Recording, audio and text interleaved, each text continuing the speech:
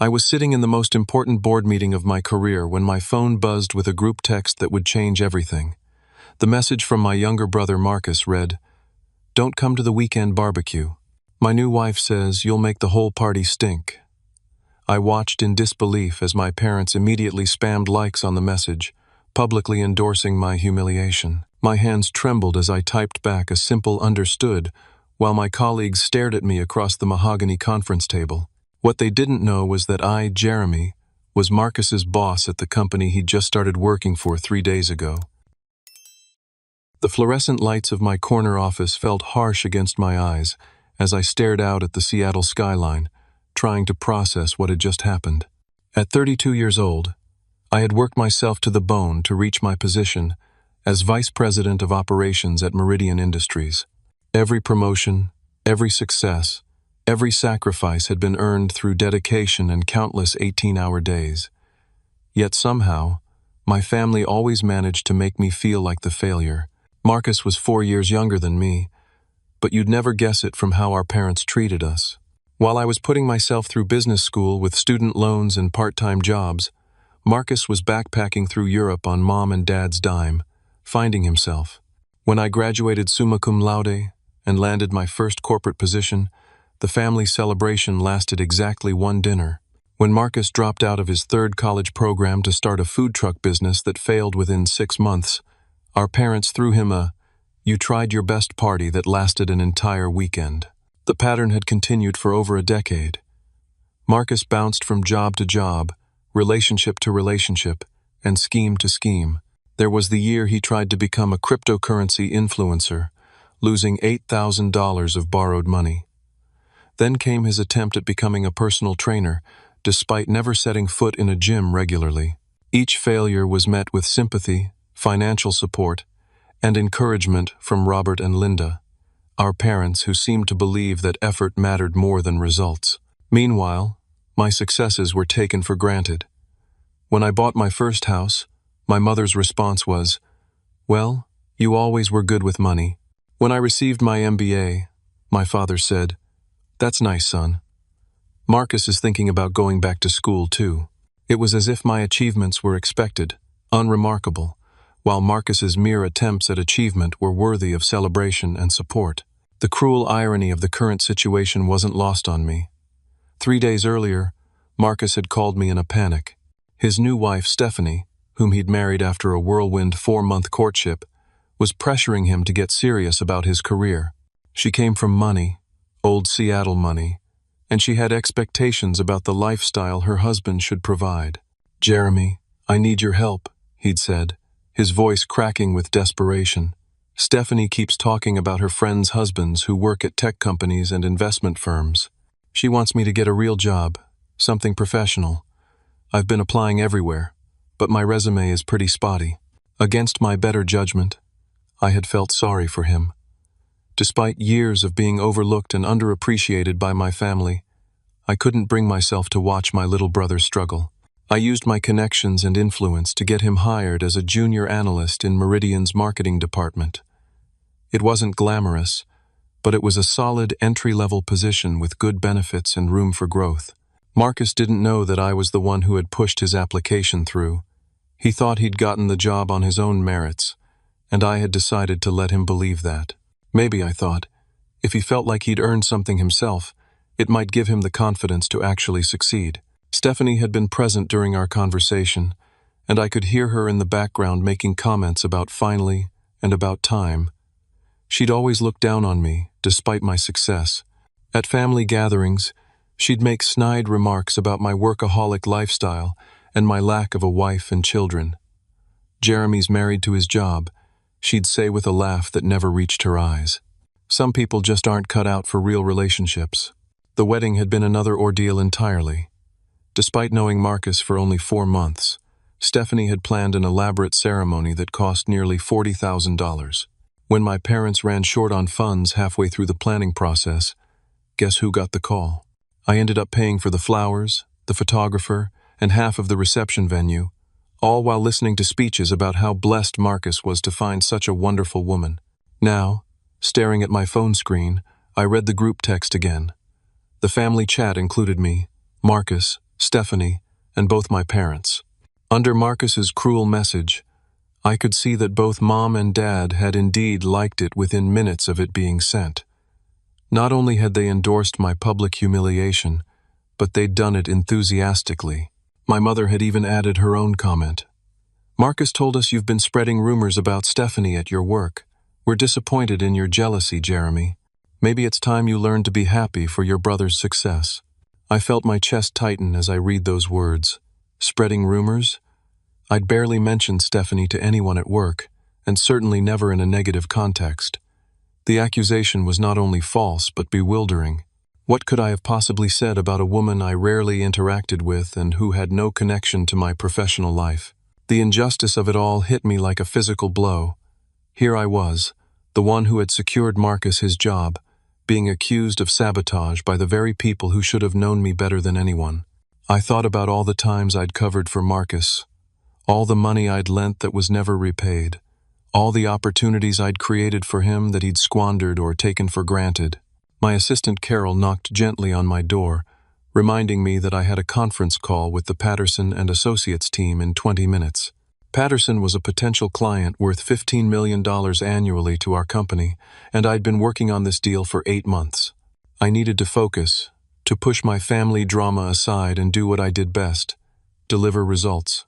But as I tried to review my notes for the call, my mind kept returning to that group text, the casual cruelty of it, the public nature of the humiliation, and most of all, the immediate support it received from my parents. For the first time in my adult life, I found myself wondering if I'd been fighting for the approval of people who would never truly value what I brought to their lives. The next morning arrived gray and drizzly, typical for Seattle in October.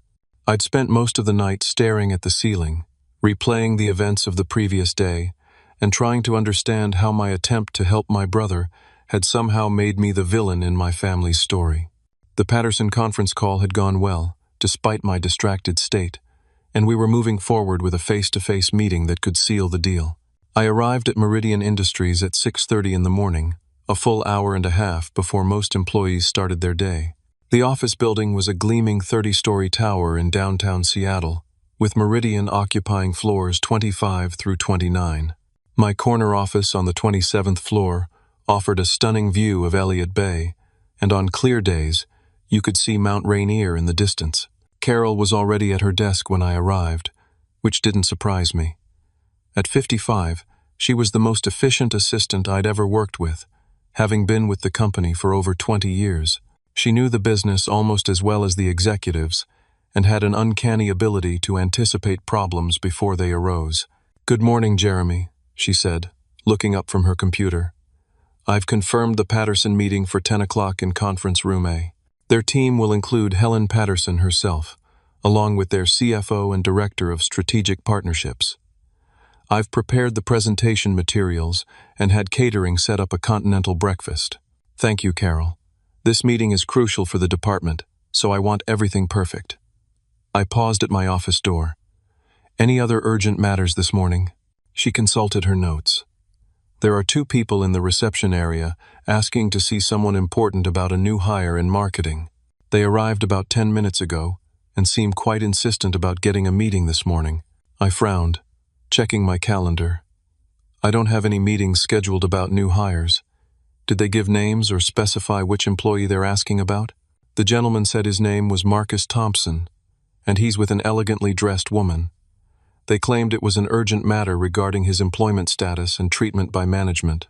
My stomach dropped. Marcus Thompson was my brother's full name, and the description of an elegantly dressed woman could only be Stephanie. What were they doing here? And why were they asking to speak with management about Marcus's employment? He'd only been working here for 3 days. I tried to maintain my composure, but my mind was racing.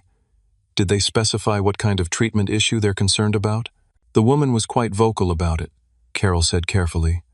She mentioned something about discrimination and ensuring that Marcus receives appropriate respect and opportunities. She seemed to think that someone in management might have it out for him personally. The irony was staggering. Here I was, the person who had gotten Marcus hired in the first place, and apparently I was now being accused of discriminating against him. I wondered what story Stephanie had concocted in her mind. What narrative she'd built that cast me as the antagonist in her husband's professional life. "Where did you seat them?" I asked, trying to keep my voice steady. "Conference room B, as you prefer for unscheduled visitors." I told them someone would be with them shortly. Carol paused, studying my expression. "Is everything all right? You look a bit pale." I forced a smile. "Everything's fine. Just surprised by some unscheduled visitors." I glanced at my watch. It was 7:15, which gave me about 2 hours and 45 minutes before the Patterson meeting. "I'll handle this personally. Please make sure we're not disturbed unless it's an absolute emergency." As I walked toward conference room B, I could hear voices through the partially open door. Stephanie's voice was clear and commanding, while Marcus's responses were muffled and hesitant. I paused outside the door, not to eavesdrop but to prepare myself mentally for what was clearly going to be an uncomfortable confrontation. Through the gap in the door, I could see Stephanie examining the room's furnishings with obvious approval. Conference room B was one of our nicer spaces, with a polished mahogany table, leather chairs, and original artwork on the walls. The floor-to-ceiling windows offered a view of the city that never failed to impress visitors. "This place is definitely high-end," I heard Stephanie say to Marcus. "Make sure whoever you talk to understands that you're management material, not some entry-level grunt. You have a degree and experience. Don't let them treat you like you're lucky to be here." Marcus's response was too quiet for me to hear clearly, but his body language suggested discomfort. He was fidgeting with his tie and looking around nervously, clearly out of his element in the corporate environment. Stephanie continued her commentary, taking photos of the room with her phone. "This is exactly the kind of place I pictured you working. Professional, successful, prestigious. Make sure they understand your potential and your expectations for advancement." I took a deep breath and knocked on the doorframe before entering. "Good morning. I understand you wanted to speak with someone about Marcus Thompson's employment." The look of shock on Stephanie's face when she saw me was almost comical. Her mouth fell open, and for a moment, she was completely speechless. Marcus looked equally stunned, his face cycling through confusion, embarrassment, and something that might have been relief. "Jeremy?" Marcus stammered. "What are you doing here?" "I work here, Marcus," I replied calmly, closing the door behind me. "Actually, I'm the Vice President of Operations." "And you're here because?" Stephanie recovered from her initial shock quickly, her expression shifting from surprise to calculation to indignation in rapid succession. "Well, this is convenient," she said, her tone becoming sharp and aggressive. "You can handle this situation yourself then. Marcus deserves better than some entry-level position. He has a bachelor's degree and years of experience. We want him moved to management immediately." I sat down across from them, maintaining my professional demeanor despite the surreal nature of the situation. Marcus is fortunate to have the position he does, given his employment history. The junior analyst role is actually quite competitive, and there's significant room for growth. "Fortunate?" Stephanie's voice rose. "He shouldn't feel fortunate to work for his own brother. He should expect preferential treatment, not discrimination." The accusation hung in the air like a toxic cloud. "I'm sorry, but what discrimination are you referring to? Marcus has been employed here for exactly 3 days. Stephanie leaned forward, her eyes blazing with self-righteous anger. The discrimination of placing him in a junior position when he could clearly handle management responsibilities. The discrimination of making him feel like just another employee instead of family. The discrimination of ignoring his potential while probably promoting less qualified people who don't have personal connections. I looked at Marcus, who was staring at the table and refusing to meet my eyes. "Is this how you feel, Marcus? That you're being discriminated against?" Before he could answer, Stephanie cut him off. "Of course he feels that way. He's just too polite to say it directly. But I'm not. I want to speak to your supervisor about this situation. I want Marcus moved to a position more appropriate to his qualifications and family connections." "And what position would that be?" I asked. "Assistant manager. At minimum, something with a title that reflects his education and his relationship to company leadership." She paused, studying my expression. "You do have the authority to make these changes, don't you? Or do we need to go over your head?" I felt a familiar tightness in my chest, the same feeling I got during family gatherings when I was expected to accommodate unreasonable demands simply because we shared DNA. Stephanie, the business world doesn't work that way. Promotions are based on performance, experience, and demonstrated capability. Marcus has been here for 3 days. He hasn't even completed his orientation training yet.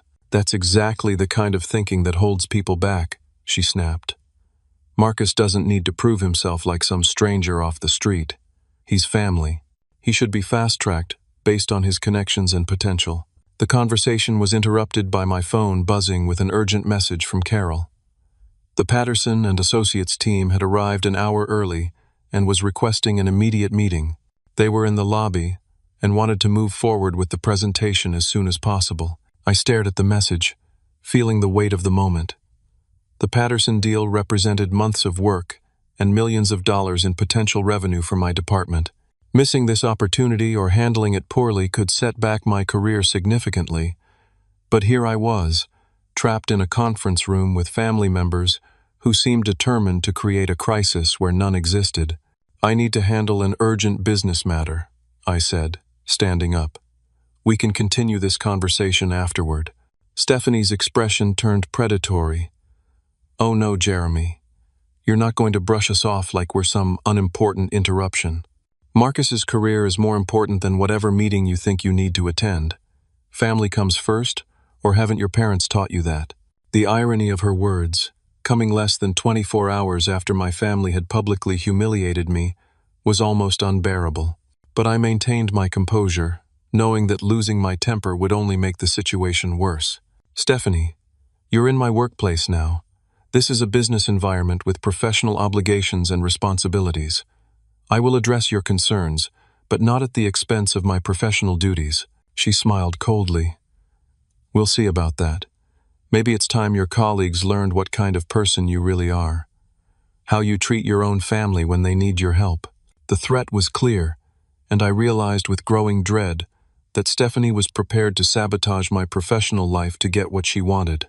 As I looked at Marcus, still avoiding eye contact and clearly uncomfortable with his wife's aggressive tactics, I wondered how a situation that started with me trying to help my brother had spiraled so completely out of control. The walk back to my office felt like a funeral march. I had 15 minutes to prepare for the most important meeting of my professional life, and instead of focusing on closing a $15 million deal, I was dealing with family drama that threatened to explode in the middle of my workplace. Carol was waiting with an urgent expression. The Patterson team is in the executive lounge. Helen Patterson specifically requested to move the meeting up because they have a flight to catch this afternoon. She seemed very pleased about the early start, saying it shows our commitment to efficiency. I nodded, trying to compartmentalize my emotions. Set up the main conference room, full presentation setup with the smartboard and video conferencing capability. I'll be there in 10 minutes. What about the people in conference room B? I paused, weighing my options. Every instinct told me to deal with Marcus and Stephanie first, to prevent them from causing a scene during my business meeting. But I also knew that giving in to their demands would only encourage more unreasonable behavior in the future. They'll have to wait, I said finally. This meeting takes priority. I spent the next few minutes reviewing my presentation notes and trying to center myself mentally. The Patterson deal was the culmination of months of relationship building, market analysis, and strategic planning.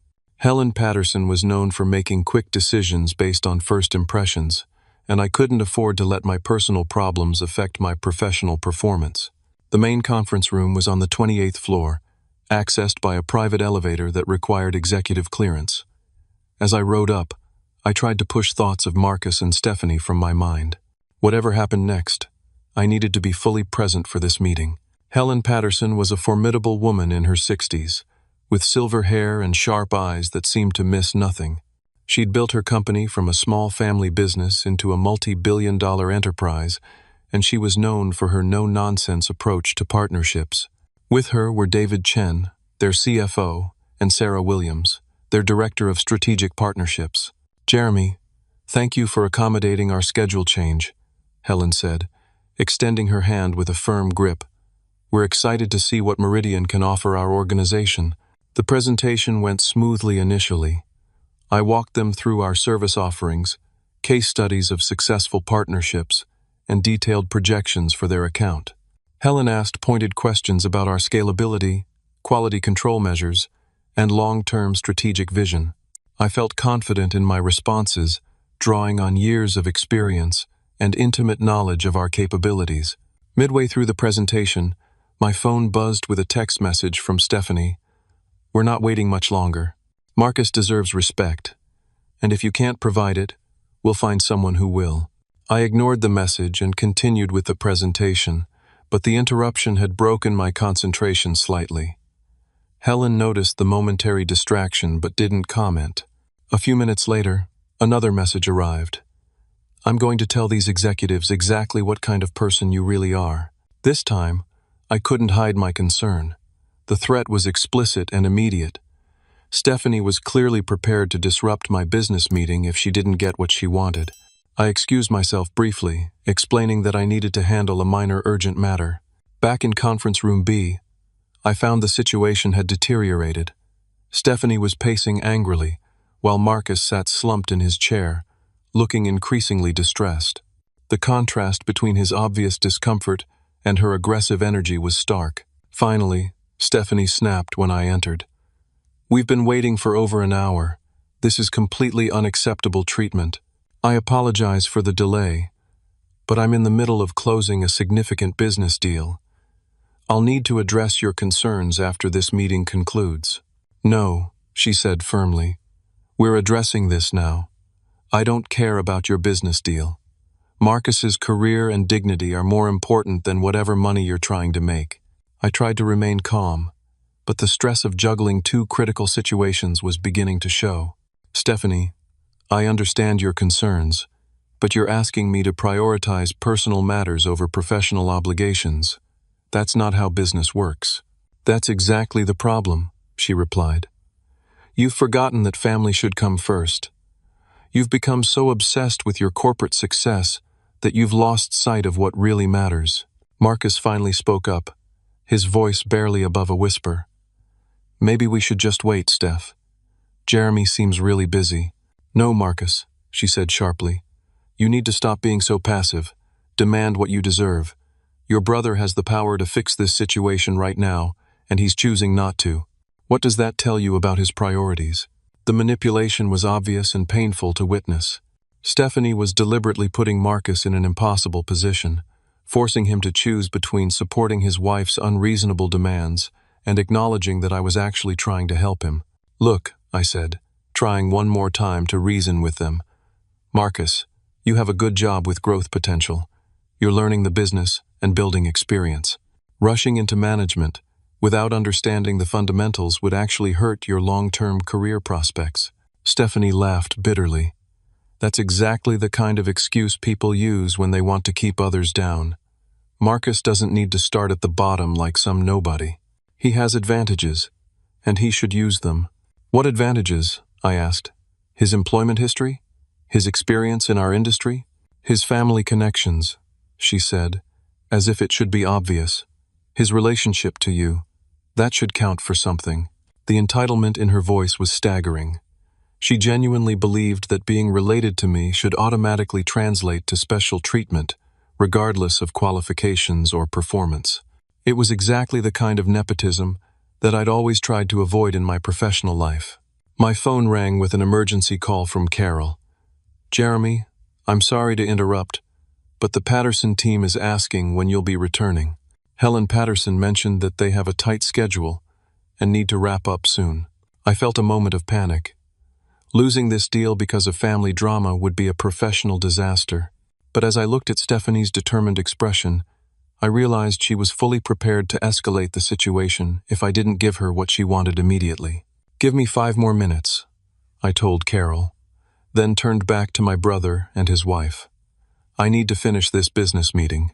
It's worth $15 million to my company and affects the jobs of everyone in my department. We can discuss Marcus's career path afterward." Stephanie's eyes lit up with a predatory gleam. $15 million? Well, that's interesting. Maybe these business partners would like to know what kind of person they're dealing with. someone who discriminates against his own family. The threat was explicit now. She was prepared to sabotage my career to get what she wanted. I looked at Marcus, hoping he would finally stand up to his wife's destructive behavior, but he was staring at his hands, clearly torn between conflicting loyalties. "You wouldn't do that," I said, though I wasn't entirely convinced. "Try me," Stephanie replied. "I'm going to march into that conference room and tell them exactly how you treat people who depend on you. Let's see how they feel about doing business with someone who abuses his power to settle personal grudges." As she moved toward the door, I realized that everything I'd worked for was about to be destroyed by someone who saw my success as nothing more than a tool for her own advancement. The cruel irony was that I'd created this situation by trying to help Marcus in the first place. Now my good intentions were being weaponized against me by someone who felt entitled to the fruits of my labor without any of the effort. The moment of decision arrived with crystalline clarity. I could either capitulate to Stephanie's demands and compromise my professional integrity, or I could trust that my colleagues and clients would see through her manipulation. The choice would define not just this situation, but how I allowed my family to treat me going forward. "Stephanie," I said quietly, "if you disrupt my business meeting, you'll be escorted from the building by security. This is my workplace, and here, professional behavior is required." Her eyes widened with surprise. She clearly hadn't expected me to call her bluff. "You wouldn't dare. I'm family. Being family doesn't give you the right to sabotage my career," I replied.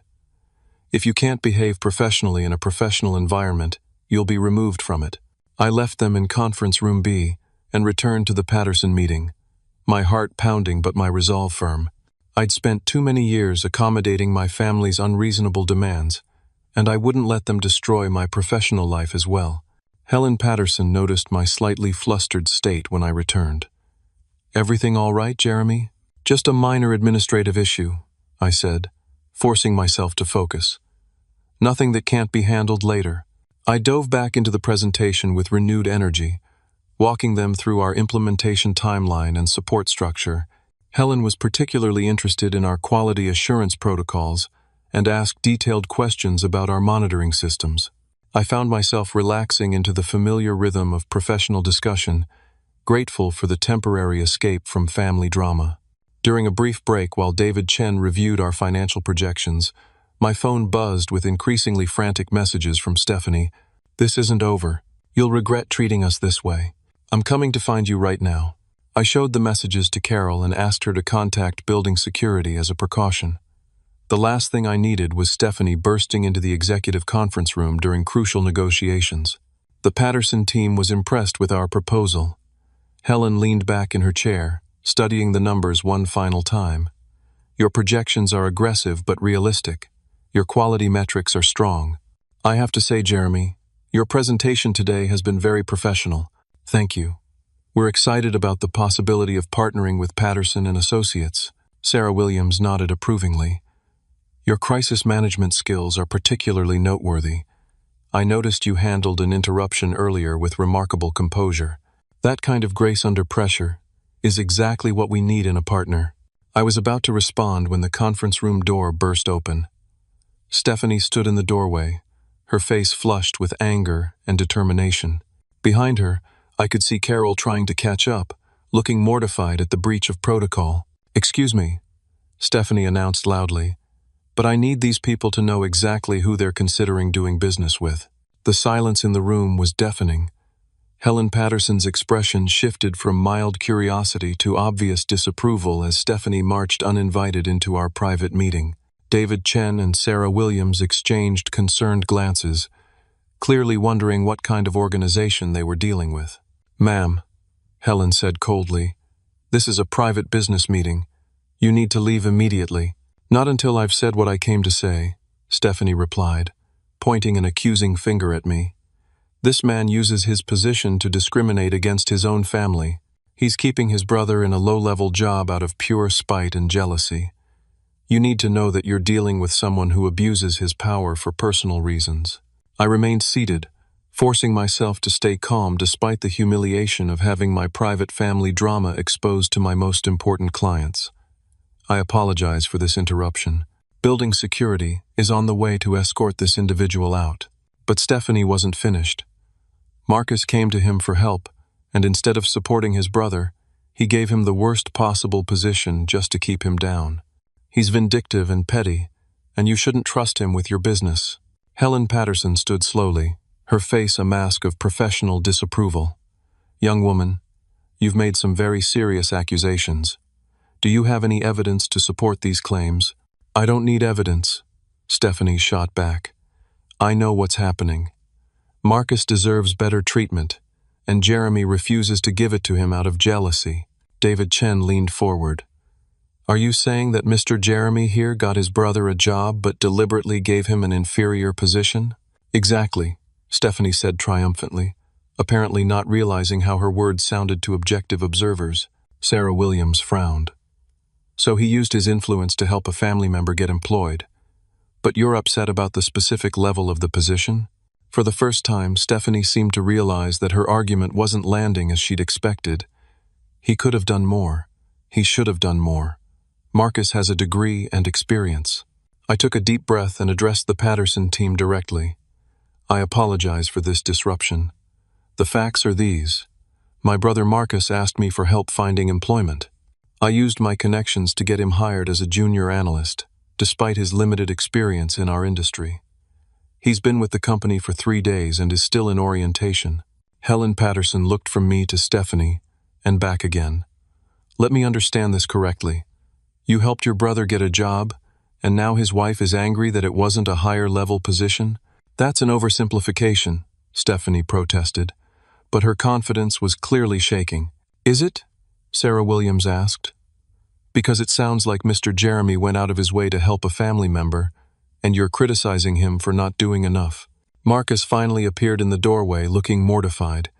Stephanie, please stop. This is embarrassing. Don't you dare take his side, she snapped at her husband. You deserve respect, and I'm going to make sure you get it. Helen Patterson had clearly seen enough. Security, please escort this woman from the building. And young man, she addressed Marcus, I suggest you collect your wife and remove yourselves from these premises immediately. 2 security guards appeared, and Stephanie realized that her dramatic gambit had backfired completely. Instead of exposing me as a villain, she'd revealed herself as an entitled troublemaker who felt comfortable disrupting business meetings to make unreasonable demands. This isn't over, she said as the security guards prepared to escort her out. I'll file complaints with corporate. I'll expose how this company treats family members of employees. Ma'am, one of the security guards said firmly, you need to leave now, or you'll be arrested for trespassing. As Stephanie was led away, still protesting loudly, Marcus lingered in the doorway. I'm sorry, he said quietly. I didn't want this to happen. Helen Patterson studied him for a moment. Young man, a word of advice. Your wife's behavior reflects on you professionally. If you want to succeed in business, you need to understand appropriate boundaries and professional conduct. Marcus nodded miserably and followed the security guards out. The conference room fell silent, except for the sound of the air conditioning and the distant hum of Seattle traffic 27 floors below. Helen Patterson returned to her seat and looked at me with what might have been respect. Well, that was certainly educational. Again, I apologize for the disruption. This kind of thing has never happened before and will not happen again. Actually, David Chen said thoughtfully, I'm impressed by how you handled that situation. You remained professional under extremely difficult circumstances. That speaks well of your character and your ability to manage crisis situations. Sarah Williams nodded in agreement. The fact that you helped your brother get a job, despite what appears to be significant personal drama, actually reflects positively on your integrity. Many people would have refused to get involved. Helen Patterson smiled for the first time that morning. Jeremy, I think we've seen enough. Your company's proposal is solid, your presentation was professional, and your crisis management skills are clearly excellent. We'd like to move forward with the partnership. As they shook hands and discussed next steps, I felt a mixture of relief, vindication, and sadness. Relief that the deal was secured, despite Stephanie's sabotage attempt. Vindication that my professional colleagues could see through her manipulation and recognize the real situation, but also sadness that my attempt to help my brother had created such a destructive conflict. The irony wasn't lost on me that Stephanie's attempt to destroy my career had actually demonstrated exactly the kinds of qualities that made me valuable to clients like Patterson and Associates. Her behavior had backfired so completely that it almost seemed like poetic justice. But as I watched the Patterson team gather their materials and prepare to leave, I knew that the real consequences of this morning were just beginning to unfold. The Patterson team departed with handshakes, signed preliminary agreements, and promises to finalize the contract within the week. Helen Patterson's parting words still echoed in my mind. "Jeremy, in 30 years of business, I've learned that you can judge someone's character by how they handle unexpected challenges. You passed that test today with flying colors, but even as I celebrated this professional victory, I knew the personal fallout was far from over. Carol informed me that building security had detained Stephanie for attempting to access restricted areas of the building. Apparently, after being escorted from the executive floor, she had tried to use the visitor elevator to return and finish the conversation. She was asking the security desk for your home address and personal contact information," Carol reported. When they refused, she became increasingly agitated and demanded to speak with the company president. She claimed you were violating federal discrimination laws. I rubbed my temples, feeling a tension headache building. "Where is she now?" "Security has her in the main lobby. She's refusing to leave the building until she speaks with someone in corporate management. Marcus is with her, trying to get her to come home." Through my office window, I could see down to the lobby level of the building. Even from 27 floors up, I could make out a small crowd gathered near the security desk. The situation was clearly escalating beyond a simple family disagreement. "I need to handle this before it gets worse," I said, though the prospect of another confrontation with Stephanie was exhausting. As I rode the elevator down to the lobby, I tried to prepare myself mentally for whatever scene awaited me. The elevator doors opened to reveal exactly what I'd feared. Stephanie standing at the security desk, speaking loudly enough for everyone in the lobby to hear, while Marcus stood beside her looking like he wanted to disappear into the marble floor. "This company discriminates against family members of employees," she was saying to the head of security. "They're violating federal employment laws by refusing to promote qualified candidates based on personal bias." A small crowd of employees and visitors had gathered to watch the spectacle. I recognized several colleagues among them, including Tom Bradley from the legal department and Susan Martinez from Human Resources. Their expressions ranged from concern to embarrassment on my behalf. "Stephanie," I said as I approached, "you need to leave the building. You're creating a disturbance and making false accusations." She spun around to face me, her eyes blazing with righteous indignation. "False accusations? You're discriminating against your own brother, and everyone needs to know about it." "I got Marcus a job," I said quietly, hoping to de-escalate the situation. "I used my influence to help him when he asked for it." "A job beneath his qualifications," she shot back. "You deliberately gave him a low-level position to humiliate him and show him who's in charge." Marcus finally found his voice. "Stephanie, please. This is getting out of hand. People are staring." "Good," she replied. "They should stare. They should know what kind of person Jeremy really is underneath all that corporate polish." Tom Bradley stepped forward, introducing himself as the company's legal counsel. "Ma'am, I need to inform you that making false accusations about employment discrimination is a serious matter. You're also trespassing on private property after being asked to leave." Stephanie laughed bitterly. "False accusations? Ask Jeremy why he didn't put Marcus in management from day one. Ask him why he's keeping his brother in a junior position when he has the power to promote him immediately. Because that's not how employment works," Susan Martinez interjected. "Positions are filled based on qualifications, experience, and demonstrated ability. Family relationships don't supersede standard hiring practices." "They should," Stephanie said firmly. "Family loyalty should count for something. If you have the power to help your family succeed, and you choose not to use it, what kind of person does that make you?" The question hung in the air, and I realized that this was the core of our conflict.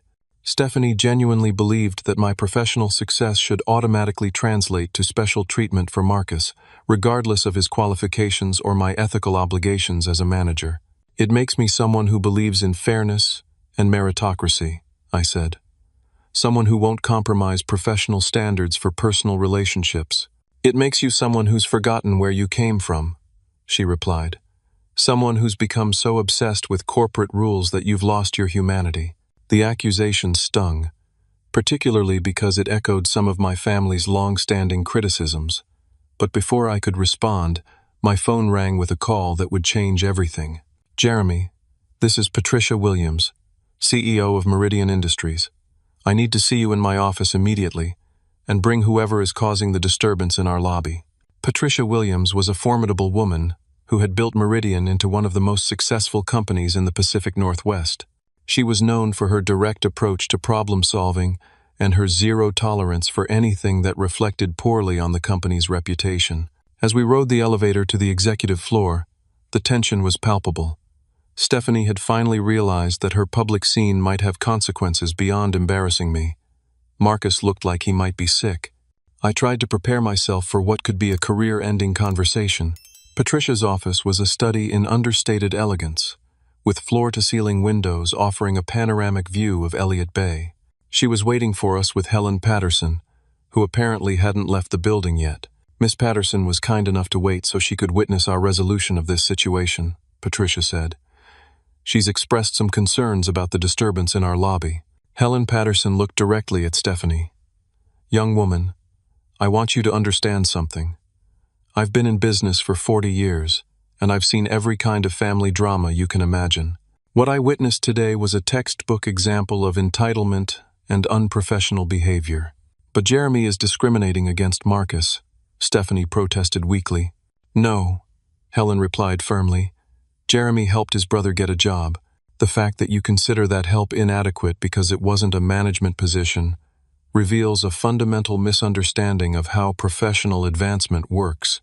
Patricia Williams leaned forward in her chair.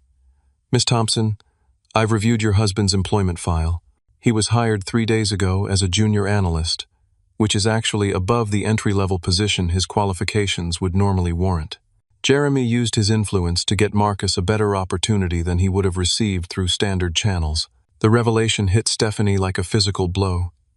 What do you mean above his qualifications? I mean that your husband's employment history consists primarily of short-term positions in unrelated industries. His resume shows a pattern of job hopping and incomplete projects. Under normal circumstances, we wouldn't have considered him for any position. Marcus's face went white. He clearly hadn't realized that his employment was entirely due to my intervention. The junior analyst position he'd thought he'd earned on his own merits was actually a favor that stretched the bounds of normal hiring practices. Furthermore, Patricia continued, your behavior today has created a security risk and potential liability for our company. You've made false accusations about employment discrimination, disrupted business operations, and refused to leave when asked. These actions could result in criminal charges for trespassing and defamation. Stephanie's bravado finally crumbled. I was just trying to help my husband's career. By sabotaging his brother's? Helen Patterson asked. By publicly humiliating the person who went out of his way to help him? That's not helpful behavior. It's destructive behavior. The weight of the situation finally seemed to hit Marcus. Jeremy, I didn't know you were the one who got me the job. I thought I got it on my own. I wanted you to feel like you'd earned it yourself, I said. I thought it might give you confidence to succeed. Instead, it gave his wife ammunition to attack you, Patricia observed. Which brings me to my final point. Marcus, your employment with this company is contingent on your ability to maintain appropriate professional boundaries. If your personal relationships interfere with business operations again, your position will be terminated immediately. The meeting concluded with Stephanie being formally banned from company property and Marcus being placed on probationary status. As we prepared to leave Patricia's office, Helen Patterson pulled me aside. Jeremy, what happened today actually reinforced my confidence in our partnership. You maintained your integrity under extremely difficult circumstances, and you handled a crisis with remarkable professionalism. Those are exactly the qualities we look for in our business partners. As the elevator doors closed on Marcus and Stephanie, I realized that the morning's events had fundamentally changed not just my family dynamics, but my understanding of what it meant to help the people I cared about. Sometimes, the greatest kindness is refusing to enable destructive behavior, even when that behavior comes from the people closest to you. The following weeks unfolded like a slow-motion avalanche, with consequences I never could have anticipated when I first received that cruel group text about the barbecue. What had started as a family argument about party invitations had exposed fundamental problems that ran much deeper than I'd realized. Marcus returned to work the next day, subdued and clearly embarrassed by the previous day's events. He requested a transfer to a different department to avoid any appearance of favoritism, which I supported through HR. The transfer actually worked out well for him, as the customer service department was better suited to his interpersonal skills and gave him a chance to rebuild his professional reputation. But the real fallout was happening at home. Over the next 2 weeks, I received increasingly frantic calls from Marcus about his deteriorating marriage. Stephanie, it turned out, had been living in a fantasy world where my professional success was something she could leverage for her own social advancement. She married me because she thought I had family connections that could help her, Marcus admitted during a painful conversation in my office. She's been telling her friends that she's married to someone with corporate family ties. The whole relationship was built on false expectations. The revelation was heartbreaking, but not entirely surprising. I'd seen how Stephanie's eyes lit up whenever money or status was discussed, how she name-dropped expensive brands and exclusive venues in casual conversation. What I hadn't realized was that she saw Marcus's relationship to me as a business asset rather than a family bond. She's been running some kind of social media account where she gives advice to other women about how to leverage their boyfriends' and husbands' family connections for career advancement, Marcus continued. She's been charging people for consultation calls about how to manipulate family relationships for financial gain. The scope of Stephanie's deception was staggering. She'd essentially built a business around coaching other women to exploit their partner's relatives, using her marriage to Marcus as proof of her expertise. My professional success had become a prop in her elaborate scheme to monetize family manipulation. But the most shocking discovery came when Building Security contacted me about a concerning incident.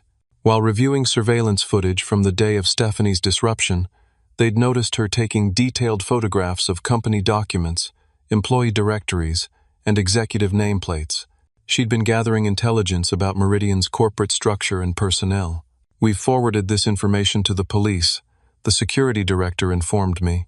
Taking unauthorized photographs of corporate information could constitute industrial espionage, especially if she was planning to sell that information to competitors or use it for fraudulent purposes.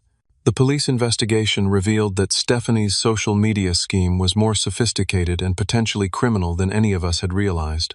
She'd been coaching women to pose as potential business partners or investment opportunities to gain access to their targets' professional networks and financial information. Several of her clients had used her advice to gain unauthorized access to corporate information through their boyfriends and husbands. In at least 3 cases, this had resulted in identity theft and financial fraud. Stephanie was now facing serious criminal charges for conspiracy to commit fraud and wire fraud. Marcus was devastated by the revelations. "I thought she loved me," he said during one of our conversations. "I thought she was just ambitious and wanted us to succeed together. I never imagined she was using me to run criminal schemes." The divorce proceedings were swift and brutal. Stephanie's criminal charges made it impossible for her to claim any marital assets, and Marcus discovered that most of their shared debts were related to her fraudulent activities. She'd been using credit cards in his name to fund her lifestyle and her illegal business operations. But perhaps the most significant development came from an unexpected source: our parents. The full story of what had happened eventually reached them through Marcus, who felt compelled to explain why his marriage was ending so abruptly. My mother called me 3 weeks after the office incident, and for the first time in years, I heard genuine remorse in her voice. "Jeremy, I owe you an apology," she said. "We had no idea what was really happening. Marcus told us everything about the job, about Stephanie's schemes, about how you tried to help him, and how we responded to that group text. The conversation was long overdue and emotionally exhausting. My parents admitted that they'd been unfairly favoring Marcus for years, making excuses for his failures while taking my successes for granted. They'd somehow convinced themselves that I didn't need their support or approval because I was already successful. "We thought you were self-sufficient and didn't need our encouragement," my father explained during a separate conversation. "We were so focused on trying to help Marcus find his way that we forgot to appreciate what you'd already accomplished." The family therapy sessions that followed were painful but necessary. With a professional mediator, we were able to discuss decades of accumulated resentment, misunderstanding, and unfair treatment. Marcus acknowledged that he'd been enabling Stephanie's behavior because he was afraid of losing her, even when he knew her demands were unreasonable. My parents confronted their own biases and recognized how their well-intentioned favoritism had actually harmed both of their sons. Marcus had never learned to be self-reliant because he'd always had someone to bail him out, while I'd learned to expect nothing from my family emotionally. The healing process was gradual and sometimes setback-prone, but it was real. Marcus threw himself into his work with new determination, eager to prove that he could succeed on his own merits. He started attending counseling to address his pattern of seeking approval from destructive partners. My parents made genuine efforts to acknowledge my achievements and express pride in my accomplishments. More importantly, they began treating both Marcus and me as adults capable of making our own decisions and facing our own consequences. But the most satisfying resolution came from an unexpected source. 6 weeks after the incident, Helen Patterson called me personally to report that 3 other companies had contacted her asking about Meridian Industries based on her recommendation. "Word travels fast in our industry," she said. "The story of how you handled that family crisis has become something of a legend among executive circles. People are impressed by your professionalism under pressure and your integrity in difficult circumstances." The Patterson deal had not only succeeded, but had opened doors to additional opportunities worth potentially $50 million in annual revenue. My professional reputation had been enhanced, rather than damaged, by the events that Stephanie had intended to destroy my career. As I sat in my office 6 weeks later, looking out at the Seattle skyline and reflecting on everything that had happened, I realized that the group text about the barbecue had been a blessing in disguise.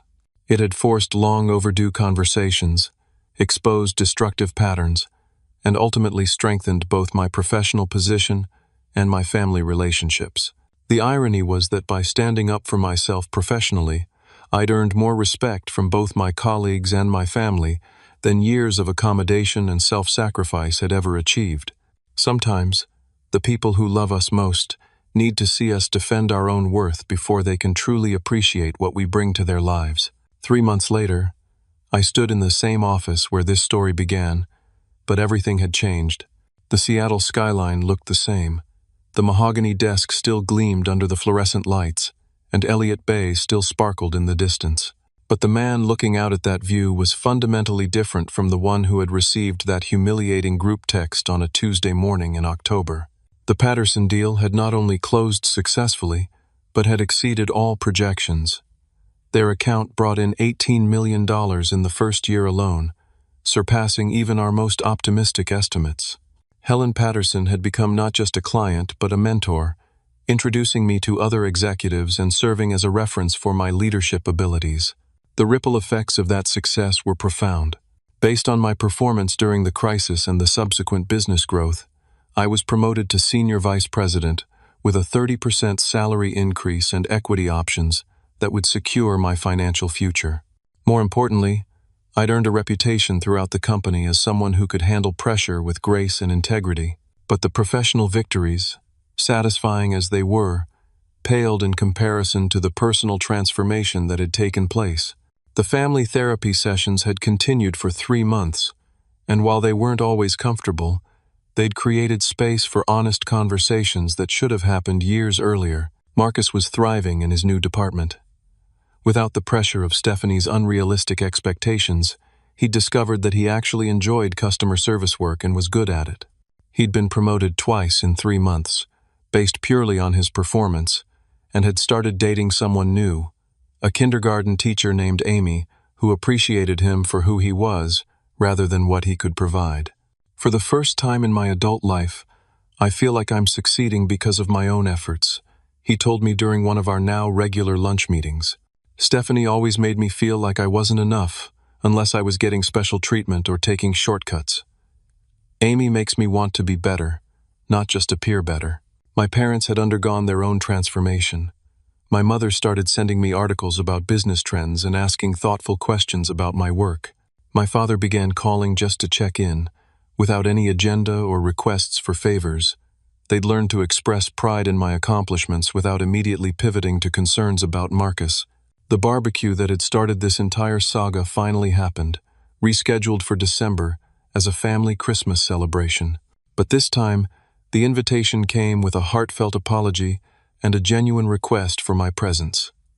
When I arrived, I found a completely different family dynamic. Marcus and Amy were helping in the kitchen, laughing together as they prepared side dishes. My parents greeted me with warmth that felt authentic rather than obligatory. There was no tension, no underlying resentment, no sense that I was an inconvenience to be tolerated. During dinner, my father raised his glass in a toast to Jeremy, who taught us all what it means to have integrity under pressure. We're proud of the man you've become, and sorry it took us so long to tell you that.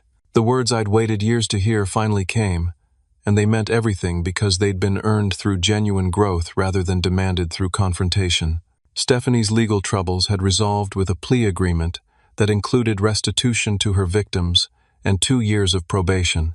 She'd moved back to her parents' home in another state, and we'd heard through Marcus that she was working as a retail clerk while paying off her debts. The social media empire built on manipulating family relationships had crumbled completely. But even Stephanie's story carried a lesson. During the divorce proceedings, it came out that she'd been raised by parents who'd taught her that relationships were transactional and that love was something you earned through achievement rather than something you received unconditionally. Her behavior, while inexcusable, was the product of a worldview that reduced human connections to economic opportunities. As I reflected on the past 6 months, I realized that the group text had been a catalyst for changes that needed to happen, but that I'd been too comfortable to pursue. I'd spent years accommodating my family's dysfunction because it was easier than confronting it. I'd accepted being undervalued because challenging that dynamic seemed more difficult than enduring it.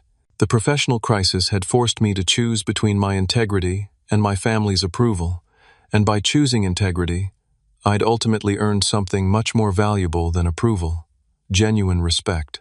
My colleagues respected me for maintaining my principles under pressure. My family respected me for standing up for myself when it mattered most. The experience taught me that helping people doesn't always mean giving them what they want. Sometimes, the greatest kindness is refusing to enable destructive behavior, even when that refusal causes temporary pain or conflict. By not giving Marcus special treatment, I'd forced him to develop genuine competence.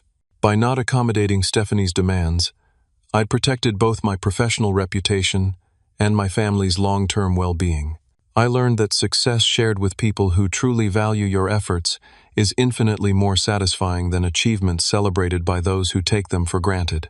The Patterson executives appreciated my work in a way my family never had, and that professional recognition gave me the confidence to demand better treatment in my personal relationships. Most importantly, I discovered that standing up for yourself doesn't make you selfish or mean-spirited. It makes you someone worthy of respect. People who genuinely care about you will rise to meet higher standards when you stop accepting less than you deserve. The irony of the entire situation wasn't lost on me. By refusing to compromise my professional ethics for family pressure, I'd actually strengthened both my career and my family relationships. By choosing my integrity over my family's immediate approval, I'd created the foundation for more authentic and respectful connections with the people I loved. The barbecue that had been used to humiliate me became a symbol of redemption and growth. The group text that was meant to exclude me from family celebrations became the catalyst for inclusion based on mutual respect rather than obligation. As I write this, I think about anyone who might be in a similar situation, feeling torn between family loyalty and personal integrity, between helping others and protecting yourself. The lesson I want to share is this: you can love people deeply while still maintaining boundaries. You can be supportive without being a doormat. You can help family members without sacrificing your own dignity or professional reputation. Sometimes, the people who love us most need to see us defend our own worth, before they can truly appreciate what we bring to their lives. Sometimes, saying no to unreasonable demands is the most loving thing you can do, because it forces everyone involved to build relationships based on respect rather than exploitation. The group text that changed my life taught me that family isn't about unconditional accommodation. It's about unconditional love, expressed through healthy boundaries and mutual respect. Success isn't just about professional achievement. It's about building a life where your efforts are valued and your integrity is maintained. Have you ever found yourself in a situation where family expectations conflicted with your professional or personal values? How did you handle the pressure to compromise your principles for the sake of keeping peace? I'd love to hear your thoughts and experiences in the comments below. If this story resonated with you, please consider liking this video to help others find it who might be dealing with similar challenges. Don't forget to subscribe for more stories about navigating the complex relationships between family, work, and personal integrity. And please share this with anyone who might benefit from hearing about the importance of maintaining healthy boundaries while still loving deeply. Thank you for listening to my story. I hope it reminds you that standing up for yourself isn't selfish. It's necessary for building the kind of relationships in life that truly serve everyone involved. Remember, the people who are meant to be in your life will respect your boundaries and value your contributions. Anyone who doesn't isn't someone you need to please at the expense of your own well-being. Until next time, take care of yourselves and remember that your integrity is never negotiable, no matter who's asking you to compromise it.